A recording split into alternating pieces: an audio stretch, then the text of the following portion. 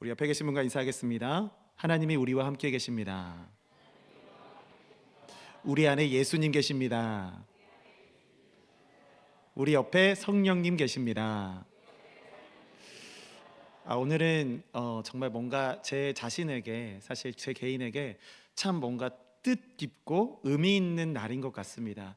사실 무엇인가 뭔가 큰 행사가 있어서가 아니라, 어떤 기념일이 있어서가 아니라, 우리가 2024년도를 시작하면서, 그리고 1월 달에 시작하면서, 사실 2024년도 첫 오후 설교이거든요, 저한테는. 근데 오늘 같은 날 저희가 오늘 담임 목사님의 말씀부터 시작하여, 그리고 3부 열린 예배 설교, 그리고 제가 오늘 새가족 교육을 계속 진행하고 있는데, 새가족 교육과 더불어 오늘 이 본문 말씀에 이르기까지 공통된 게 있습니다.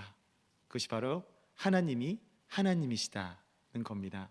그래서 담임 목사님께서 말씀하셨던 것처럼 우리가 1월 달에는 하나님이 어떤 분인가에 대해서 우리는 묵상하면서, 우리가 올해 1월을 시작하면서 우리가 점검해 봐야 하는 것은 내가 믿는 하나님은 어떤 하나님인가, 그에 대해서 우리는 1월 달 동안 우리가 묵상을 하게 될 것이고요. 그리고 이제 3부에서 열린 예배 설교 때 정금 목사님께서 그러시더라고요.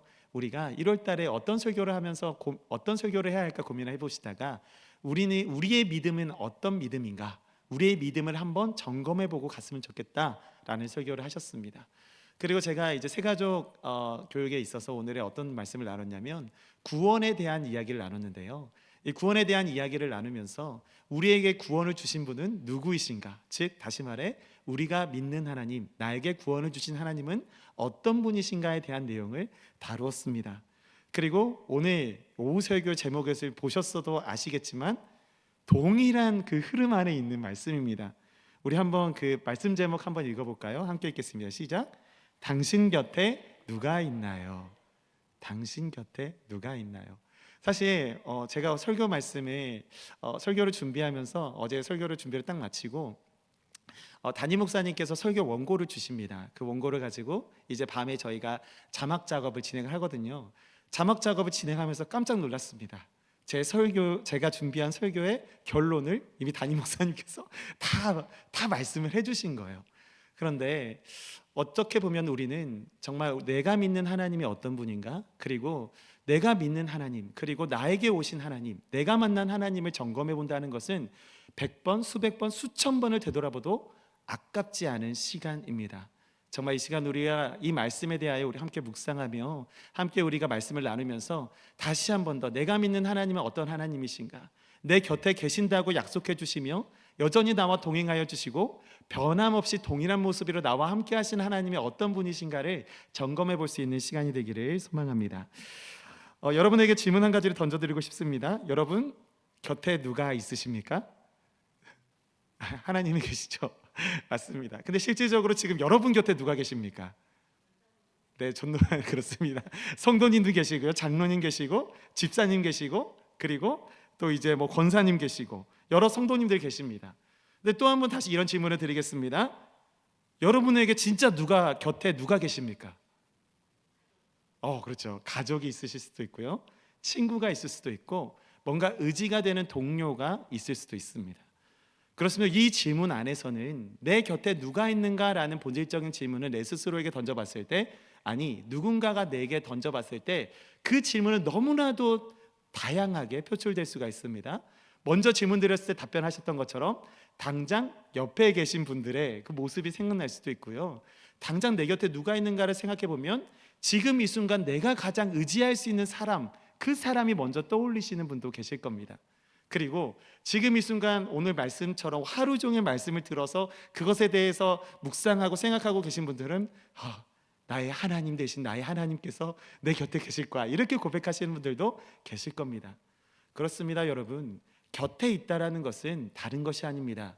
내가 의지할 수 있고 나의 생각을 나눌 수 있으며 함께 동고동락하고 같은 방향으로, 혹은 약간은 다를지라도 함께 손잡고 걸어갈 수 있는 사람, 그런 사람을 우리는 떠올리기 마련인 것이죠. 우리가 여기서 먼저 말씀드렸던 것처럼 서론에서 저는 이미 결론을 다 말씀드렸습니다. 우리 곁에는 누가 항상 함께 계십니까? 하나님께서 항상 함께 계십니다. 이 하나님의 속성에 대해서 담임 목사님께서 너무 잘 정리해 주셨죠. 에고 에이미. 그래서 하나님께서는 변하지 않는 것, 나는 땡땡이다, 나는 무엇이다 라고 정돈해 주시면서 하나님께서는 변하지 않는 동일한 모습으로 우리 가운데 계신다라는 사실도 우리도 오늘 말씀을 통해서 계속해서 확인해 보았습니다. 그렇습니다. 하나님께서는 우리 옆에 계십니다. 그리고 우리 둘레에 계십니다.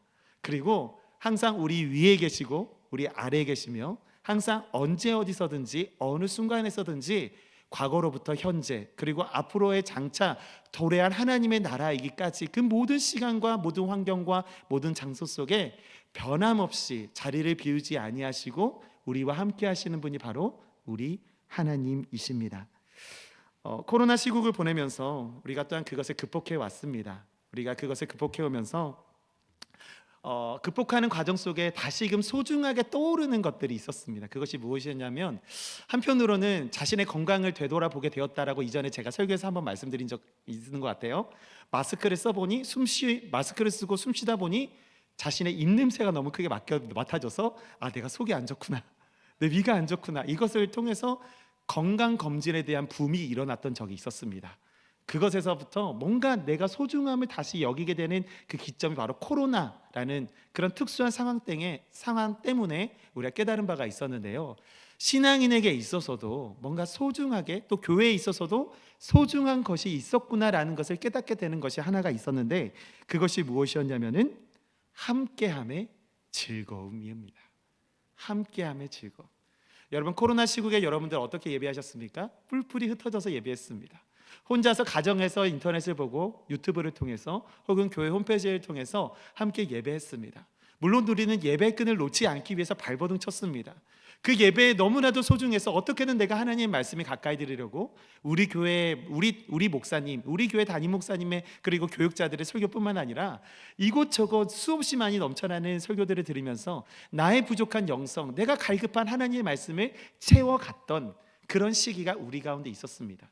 그러던 시간이, 그것이 여러 번 반복되면서 그것이 당연한 것이 되었고, 그 당연한 것이 어쩌면 나의 삶에 더 이상 놓쳐서는 안 되는, 그것을 분명히 붙들고 있어야 하는 것처럼 느껴졌습니다. 그런데 그것이 양날의 검이었죠.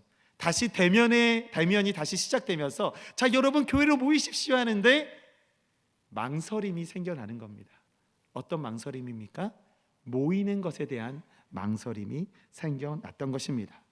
코로나로 극복하고 이제 공식적으로 함께 가는 시대가 되었습니다. 우리는 이를 위드 코로나, 함께 코로나와 함께 살아간다라고 이야기되는 것이었죠. 그래서 코로나는 더 이상 두려워할 질병이 아니라 감기처럼 그냥 우리가 함께 그냥 같이 가는 그런 질병처럼 우리가 여기면서 살아가자라고 이야기하는 시대가 되었습니다. 그럼에도 불구하고 우리 가운데는 코로나에 대한 무엇이 남아 있습니까? 두려움이 남아 있는 것이죠. 이 말이 의미하는 것은 여전히 우리가 모이는 것에 대해서 두려워한다는 겁니다. 모이는 것을 두려워한다는 것은 또 무엇을 의미하는 겁니까? 여전히 많은 사람들이 모이는 곳에 나아갔다가 자칫 잘못해서 내가 감염되면 어떡해? 라는 감염에 대한 두려움이 여전히 우리 가운데 남아 있다는 것이죠. 그런 상황을 우리는 여전히 살아가고 있고, 지금도 오늘도 이 순간에는 여전히 우리 마음 가운데 그러한 두려움이 남아 있는 것입니다. 그렇기 때문에 분명히 교회가 극복해야 할 한 가지 사실이 있다는 것도 우리는 알게 되는 것이죠. 그것이 무엇일까요? 교회는 분명히 코이노니아, 성도의 교제와 그리고 함께 가는 그런 만남과 나눔, 그리고 그렇게 서로 섬겨가는 그런 모습들이 교회에 있어야 합니다. 그렇기 때문에 교회는 분명히 함께함의 공동체의 모습, 이것을 온전히 회복하는 것이 교회된 우리가 지금 이 시대 코로나와 함께 가는, 그리고 여전히 모이기를 여전히 우리 마음 가운데 알다가도 모르게 두려워하는 이 시국 가운데 극복해 가야 할 과제라고 우리는 생각해 볼 수가 있는 것이죠. 여러분, 사도 바울에게도요 이런 즐거움이 있었습니다. 어떤 즐거움이었을까요? 무엇을 함께하기 위한 즐거움이었을까요? 복음을 전하기 위한, 복음을 전하는 것에 있어서 함께함의 즐거움이 있었습니다. 그런 즐거움이 사도 바울에게 있었다라는 건데요, 사실 사도 바울은 이방인의 사도로서 우리는 너무나도 잘 알고 있습니다. 그가 홀로 사역을 한 것이 아니라 우리가 말씀을 읽어보면 읽어볼수록 그의 사역 가운데는 수없이 많이 드러나는 그의 동역자들이 일어났습니다. 그리고 그 동역자들과 함께 일하는 것을 얼마나 기쁨으로 여겼든지 모든 그 서신들을 향하여, 이방의 교회들에 보내는 서신들을 향하여 내가 너희를 위하여 기뻐하노라, 너희는 이렇게 했으면 좋겠다, 이렇게 문안한다 라는 기쁨의 서신들이 얼마나 많이 있는지 모릅니다. 그래 봤을 때도 이 사도 바울이 동역자들을 통해서 얻는 위로와 평안은 어마어마하게 그에게 컸다는 사실을 우리는 볼 수가 있는 것이죠. 오늘 본문을 읽지 않았지만 4장 10절에서 기록하고 있는 이들도 그들 중에 한 명입니다. 그들 중에 누가 있습니까? 데마가 있고요, 그레스게, 디도, 누가, 마가, 두기고 라는 사람이 10절에서는 등장하고 있습니다. 성경은 그들의 행적에 대하여 디모데후서 4장 10절에서 12절까지 이렇게 기록하고 있습니다. 제가 읽어드리겠습니다. 데마는 이 세상을 사랑하여 나를 버리고 데살로니가로 갔고, 그리스게는 갈라디아로, 디도는 달마디아로 갔고, 누가만 나와 함께 있느니라. 네가 올 때 마가를 데리고 오라. 그가 나의 일에 유익하니라. 두기고는 에베소로 보내었노라. 아멘. 이렇게 기록하고 있죠. 분명히 이들은 사도 바울과 동역하는 사람들이었습니다. 하나님 나라의 꿈을 품고 하나님 나라의 개척을 위하여, 그것의 확장을 위하여 열심히 복음을 들고 나아갔던 사람들이었습니다. 바울의 곁에서 위로가 되어주던 이들은 모두 제갈 길로 떠나갔으며, 이 말씀에서 보는 바와 같이 오직 누구만 남았다고요? 누가만 남아서 이제 사도 바울과 함께 그 어려운 고난의 길을 걸어가고 있다라고 우리는 이 말씀을 통하여 알 수 있는 것이죠. 물론 바울의 곁을 떠나간 이들은 바울이 싫어서 자신의 상황이 생겨서 떠나간 것이 아닙니다. 그것이 아니라 복음 전파를 위해서 바울이 이미 개척해 두었던 선교지로 떠나갔던 것이죠. 여전히 그들은 그리스도의 충성된 종으로서 자신의 사명을 감당하기 위하여 각자의 처소로 파송되거나 자신의 의지로 그 자리로 나아갔던 것입니다. 그런데 그들 중에 예외가 한 명 있었죠. 바로 오늘 말씀에 방금 읽어봤던 말씀에 기록되었던 데마라는 사람이었습니다. 분명히 그는 사도 바울의 조력자였습니다. 그런데 본문이 기록하고 있는 것처럼 세상을 사랑하여 자신의 자리를 이탈하여서 떠나간 사람, 그것이 사람이 바로 데마였던 것이죠. 사도 바울에게는 이러한 일들이 많이 있었습니다. 자신을 위해서 함께 동역해주고 함께 해주는 사람, 혹은 자신을 비판하고 손가락질하며 어떻게 해서든 죽이려고 쫓아왔던 사람, 핍박하며 어떻게든 괴롭히려는 사람들이 너무나도 많이 있습니다. 이외에는 알렉산더라는 사람도 많이 이제 기록하고 있는데요. 이뿐만 아니라 여기서 알 수 있는 것처럼 사도 바울은 자신을 위한 사람도 있었고 자신을 핍박하고 박해하는 사람들과 더불어 살아가면서 하나님께서 맡겨주신 사역을 감당해내는 사람이었던 것입니다. 배신당하는 일도 있었지만 하나님의 일을 함에 있어서 함께할 수 있는 동역자가 있다는 사실이 사도 바울에게 있어서는 무엇보다도 큰 위로와 기쁨이 되었을 것입니다. 사실 우리가 잘 알고 있는 것처럼 사도 바울의 그 사역은요, 결코 평탄하지 않았습니다. 여러분, 고린도후서 11장만 보면 어떤 내용이 있냐면, 유대인에게 40에서 하나 감한 매를요 5번 맞았고, 3번 태장을 맞았고, 한 번은 돌로 맞았고, 3번 파선하고 일주야를 바다에서 보낸 적도 있고요. 그리고 강도, 이방인, 시내, 광야, 바다, 거듭 형제들의 위협을 당한 적도 있고요. 그리고 복음을 전하다가 잠을 못 자는 일도 허다했고, 줄이고 목마르고, 굶고 춥고 헐벗었던 일들이 계속해서 그의 삶 가운데, 사역 가운데 있었다라는 겁니다. 여러분, 다른 사람 누군가 여러 명의 이야기를 하고 있는 것이 아닙니다. 사도 바울의 이야기를 하고 있는 것입니다. 무엇을 하다가 복음을 전하는 그 사명을 감당하는 과정 속에 이와 같이 너무나도 힘들고 어렵고 그 장애물과 같은 그런 현실들에 마주했던 것이 바로 사도 바울이었다는 것입니다. 여러분, 그렇습니다. 그러나 오늘 말씀 속에서도 사도 바울은 여전히 고통과 고난 속에 있는 사람이었습니다. 오늘 본 말씀 16절의 말씀을 우리 함께 읽도록 하겠습니다. 함께 읽겠습니다. 시작. 내가 처음 변명할 때에 나와 함께한 자가 하나도 없고 다 나를 버렸으나 그들에게 허물을 돌리지 않기를 원하노라. 아멘. 본 말씀은 기록하고 있습니다. 내가 처음 변명할 때, 여러분, 이 분명한 이 기록은요, 바울이 1차로 로마 감옥에 투옥된 후에 받은 첫 번째 예비 신문 때라는 것을 좀 기록하고 있을 것이다 라고 많은 주석자들은 그렇게 이야기를 하고 있습니다. 분명 여기서 쓰는 변명이라는 단어의 그 원어를 찾아보니까요, 아폴로기아라는 단어인데 이 단어에 대해서 자세히 알 필요는 없으시고, 이거는 무엇을 의미하냐면 고소를 당했을 때 법정에서, 그러니까 재판장 안에서 자신을 변호할 때 쓰는 말이라는 법정 용어라는 사실이었습니다. 그래서 이 사람이, 그러니까 사도 바울이 변명이라는 단어를 쓴다는 것은 내가 지금 법정에서 재판을 받고 있는 상황이다라는 것을 이야기해 주고 있는 것이죠. 그래서 사도 바울은 자신이 재판의 상황에 놓여 있었고, 그 상황이 어떠한 상황이었는가, 그것은 자신과 함께한 사람이 한 명도 없었다라는 이야기를 하고 있는 것입니다. 그냥 없었다라고 이야기하는 것이 아니라 자신을 버리고 다 떠나갔다라고 세부적으로 이야기를 해주고 있는 것이죠. 여러분, 근데 당시에 로마에는 죄수가 재판을 받게 될 때는요, 어떤 관례가 있었냐면 그와 함께 사역했던 사람들, 그 동료들이 함께 그 재판장에 들어가는 관례가 있었습니다. 근데 그런 관례가 있었음에도 불구하고 그 재판장에는 누가 홀로 있었다는 겁니까? 사도 바울 혼자 홀로 있었다는 것이죠. 가만히 생각해 보면, 사람의 기준으로 보면은 너무나도 비참한 상황이 아닐 수 없습니다. 그렇게 복음을 전했고, 그래서 바울이 전한 복음을 듣고 회심한 사람도 있었을 뿐더러 그와 함께 동역했던 수없이 많은 제자들이 있었을 터인데, 그가 이제 로마 감옥에 투옥되어서 재판을 받게 되었을 때 그의 곁에 아무도 없었다라는 것을 우리가 가만히 생각해 보면, 사람의 마음으로 봤을 때 불쌍해라는 마음이 먼저 들 것입니다. 근데 여러분, 그런 상황에서 그 직후에 바울이 이 말씀을 기록한 직후에 나타나는 바울의 반응을 보면 너무나도 놀라운 모습을 보여주고 있다는 사실을 우리는 발견할 수 있는 것입니다. 그 이후에 바울의 반응은 어떻습니까? 재판받을 때 아무도 자신을 도와주지 않았다 하더라도 그들에게 무엇을 돌리지 않겠다고요?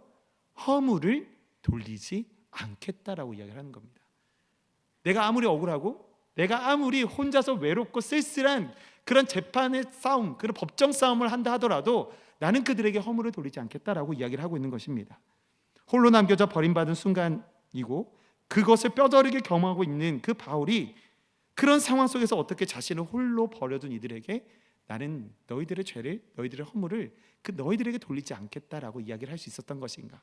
우리는 이에 대한 질문을 던져볼 수 있어야 한다는 것이죠. 그에 대한 질문은, 그에 대한 해답은 다른 것이 아닙니다.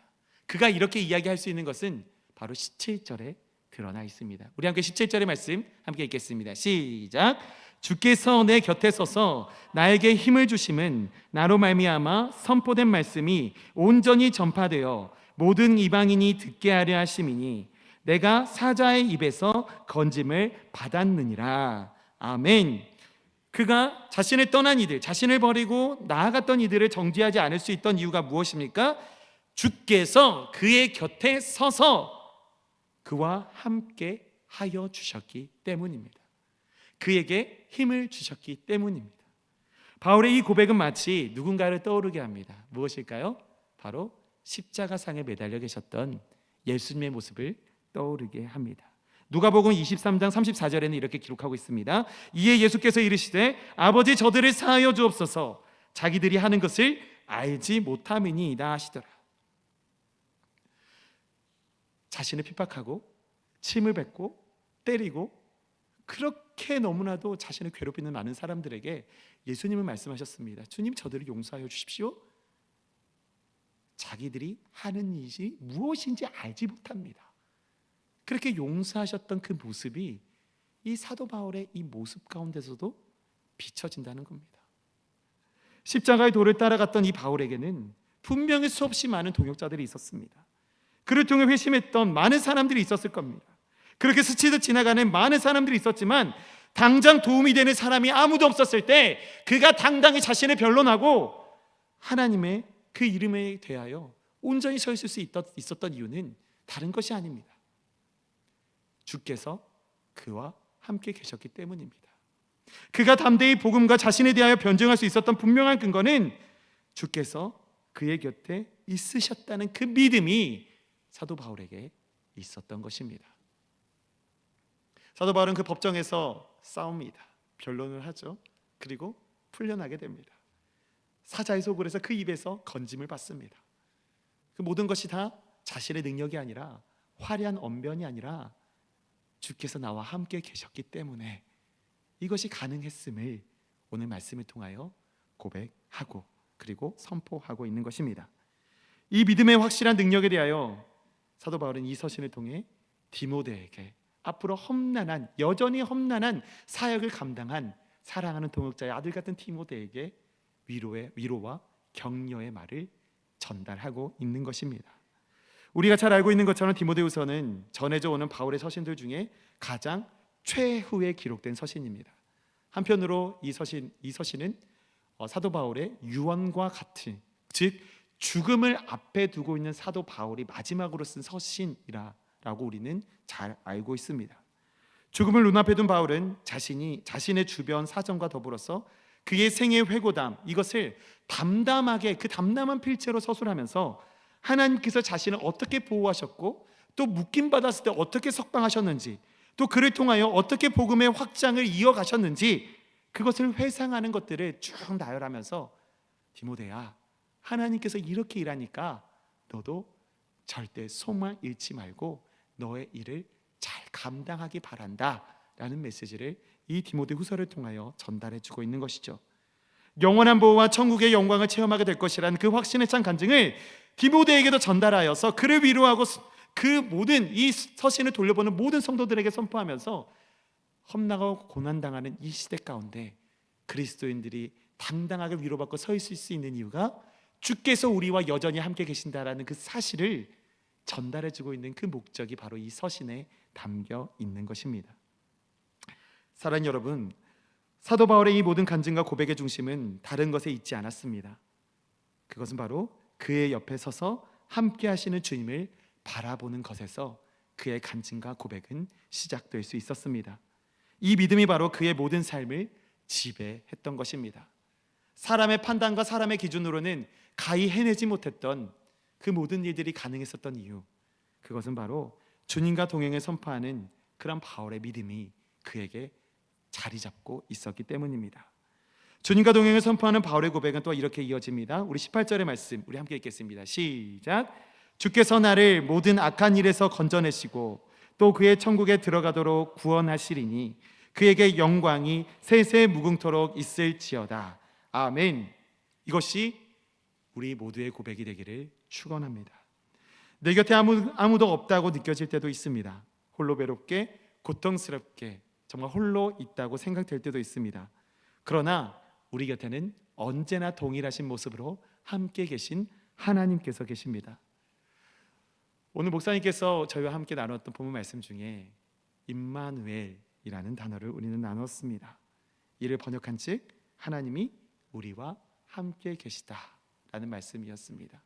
우리 마태복음 1장 23절 말씀 함께 읽어볼까요? 시작. 보라, 처녀가 잉태하여 아들을 낳을 것이요 그의 이름은 임마누엘이라 하리라 하셨으니 이를 번역한 즉 하나님이 우리와 함께 계시다 함이라. 아멘. 여러분, 성경은 분명히 이야기합니다. 하나님 사랑, 이웃 사랑.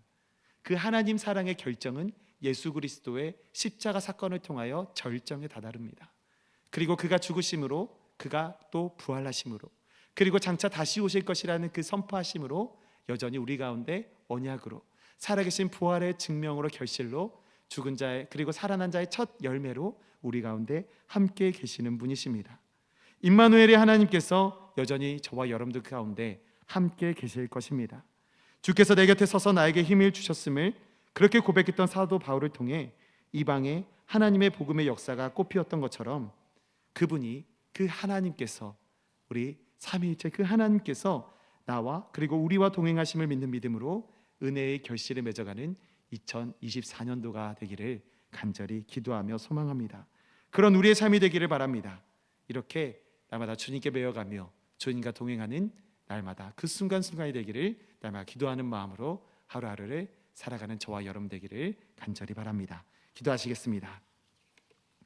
사랑해 주님 감사합니다. 하나님, 은혜 가운데 우리에게 오셔서 우리에게 말 걸어주시고 여전히 나와 함께 계시며 우리와 함께 동행하여 주시는 주님의 은혜를 바라봅니다. 하나님, 언제 어디서든지 주님께서 나와 동행하시다는 사실, 내 옆에 계시다는 사실을 고백할 수 있도록 주님 인도하여 주시고, 그를 통하여 간혹 힘들고 모질고 쓰러지고 낙방할 때도 여전히 주님께서 나를 붙잡아 주신다는 그 따뜻한 손길을 느끼며 담대히 일어나 주님을 예배하는 예배자로 온전히 설 수 있도록 주님 역사하여 주시옵소서. 주님께 모든 영광 올려드리오며 살아계신 예수님의 이름으로 기도합니다. 아멘. 우리 함께